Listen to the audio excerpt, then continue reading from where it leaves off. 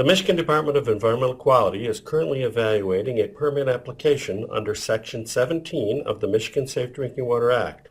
The Safe Drinking Water Act defines the MDEQ's authority to regulate public water supplies.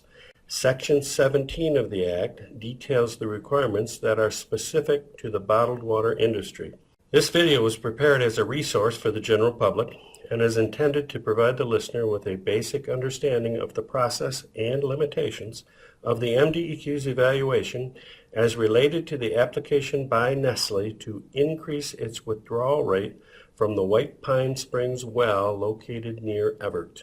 Section 17 of the Michigan Safe Drinking Water Act requires that a person who proposes to engage in producing bottled water from a new or increased large quantity withdrawal of more than 200,000 gallons of water per day be subject to this act and apply for a permit. Nestlé is proposing to increase their withdrawal rate from 150 gallons per minute to 400 gallons per minute. This is more than 200,000 gallons per day, therefore they are subject to Section 17 requirements. A person engaged in producing bottled water shall utilize a water source meeting the requirements of this section and the requirements otherwise provided in this act.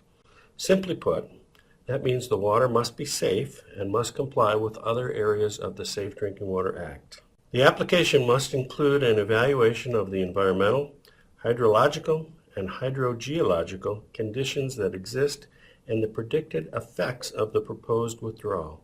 Nestlé included this information on their original permit application, and the department has requested additional information in this regard, which Nestlé has provided.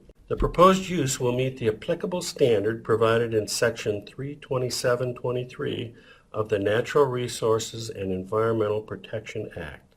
In other words, no adverse impacts can result from the increased withdrawal.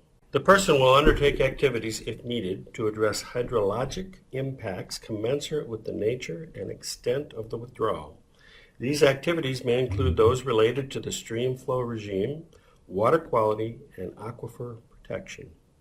Simply put, the department may require permit conditions or other activities to address any possible impacts of this withdrawal. The department shall provide public notice and an opportunity for public comment of not less than 45 days. A public hearing is not required per se. The department is proactively scheduling a public hearing for this permit application. Here are some important timelines associated with this application review. The application was received in July of 2016. Nestlé proposed an increase in withdrawal from 150 gallons per minute to 400 gallons per minute at their White Pine Springs well.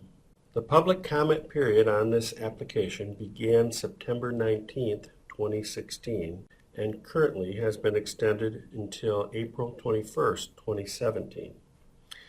A public information meeting and public hearing will be held on April 12, 2017, at Ferris State University in Big Rapids, Michigan.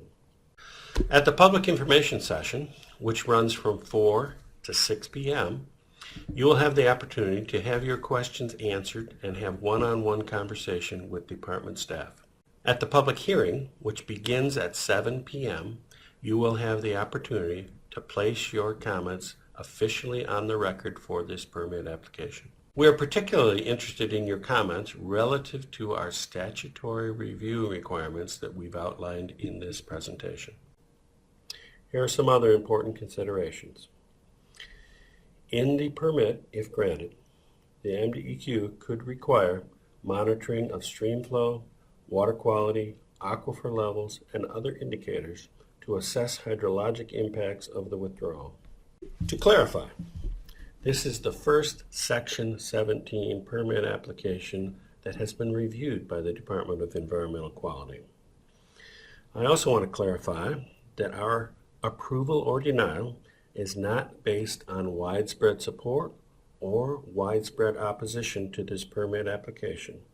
Rather, it is strictly based on the legislated statutory requirements that I outlined previously. The pie chart you're looking at shows the relative consumptive water use for waters that are not returned to the Great Lakes Basin due to evaporation or other incorporation into products that are shipped outside of the basin. You will see that the largest consumptive use sector is agricultural irrigation. You will also see that the bottled water use is extremely small, less than 1%, and actually this is an overestimation of the consumptive use because it assumes that all of the bottled water is shipped outside of the Great Lakes Basin. To summarize, the department must assure that the water is safe to drink and that there will be no adverse impact on the resources before it may issue a Section 17 permit. Again, we want your input. Please join us for the public information session and the public hearing at Ferris State University on April 12th. The public information session will run from 4 to 6 p.m. and the public hearing, where you can put your comments on the record officially, will begin at 7 p.m.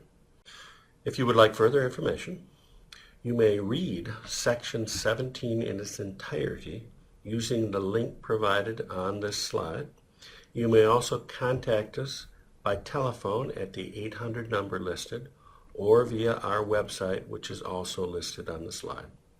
Thank you very much.